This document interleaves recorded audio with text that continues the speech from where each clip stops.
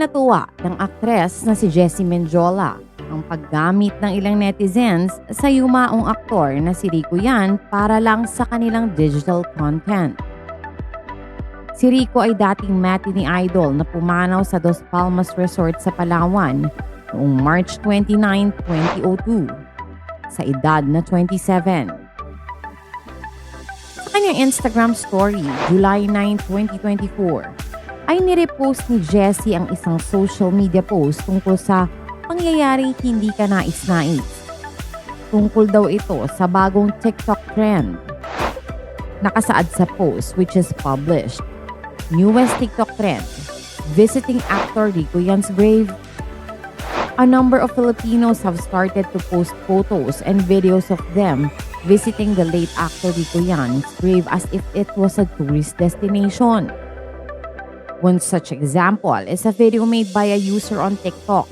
So the video can no longer be found once searched and has since been reposted on the app by other accounts.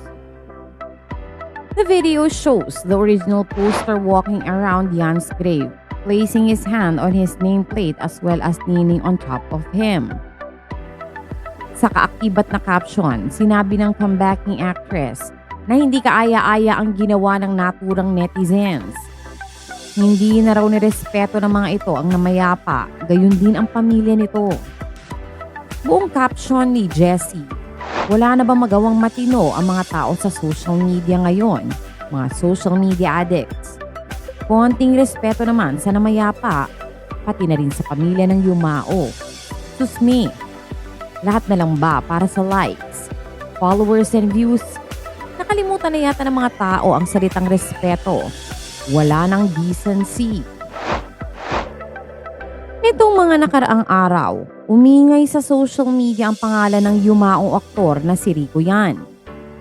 Sunod-sunod na nagpo-post ang ilang netizens ng video at pictures na kuha sa pagdalaw nila sa puntod ni Rico sa may Manila Memorial Park.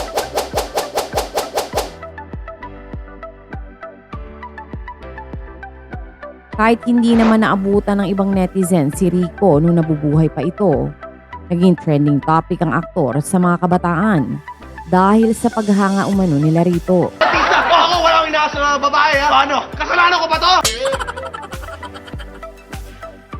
May mga tao namang kung may question sa motibo ng ilang nagpo-post kung ito ba talaga ay paghanga o dahil lamang sa clout. At dahil nga sa matunog na matunog ngayon sa social media ang pangalan ng yumaong aktor, sunod-sunod na ang paglabas ng iba't ibang video edits and photos ni Rico noong kabataan niya. Dahil sa paghanga ng mga netizens sa late actor, naging trend of late ang pagbisita sa kanyang puntod. May mga question naman kung admiration nga ba ang nagtutulak sa mga bumibisita sa kanyang hinahihimlayan.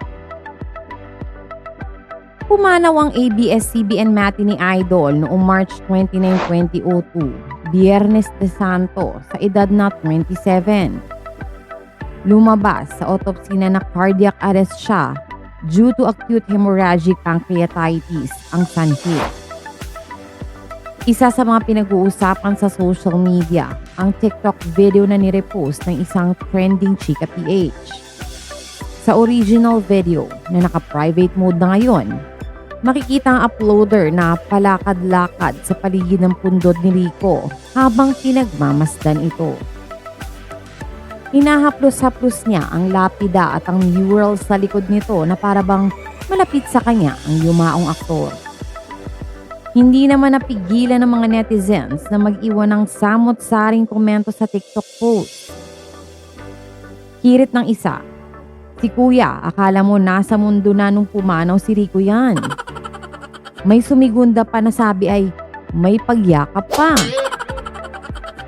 May netizen na nagsabi na, naging santo bigla si Rico Yan nang dahil sa mga clout chasers na to.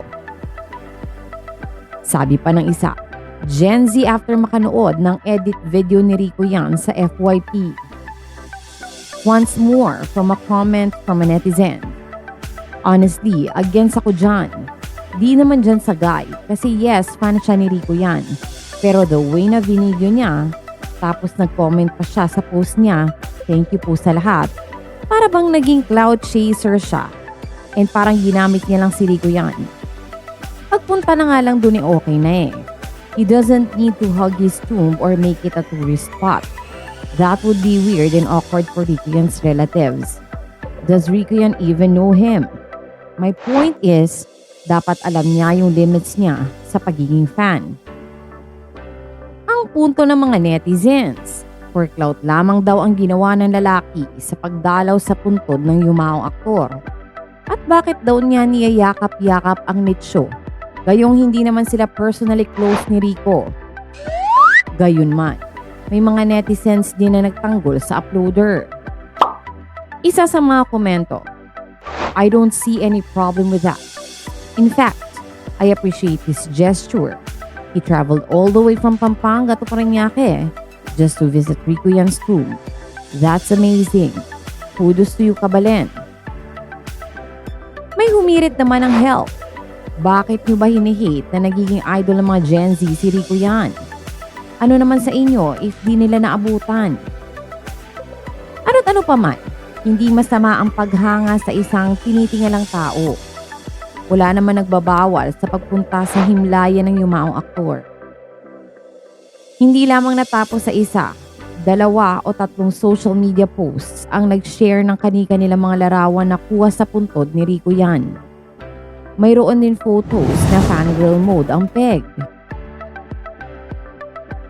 Mayroon din namang isang barkada at may isang buong pamilya na. Ang isang post naman ay nag-iwan pa sa atin ng caption na first time kong pumunta dito. Walang tao. Ang ganda ng ambience. Nafe-feel ko ang presence ni Rico na parang binabakhag niya ako. Rating 9/10. Babalik ulit bukas. Sa X o dating Twitter naman, ni-repost ng isang user ang TikTok video na naglalaman ng mga photo cards ni Rico Yan. Aniya sa caption, ang lala ng like at engagements kay Rico. Sa TikTok pati na Gen Z involved. Nakakaloka.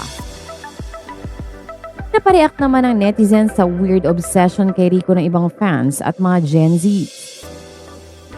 Kahit maraming taon na ang lumipas, nananatiling buhay ang alaala ni Rico at nagtitrending pa rin sa social media. Sana nga lang ay genuine interest, paghanga at pagmamahal nila sa late actor at hindi lang for the clout at pampataas ng views at engagements. Sa panahon ng social media, importanteng manaig pa rin ang sensibility at sensitivity pagdating sa kapwa, buhay man o patay na.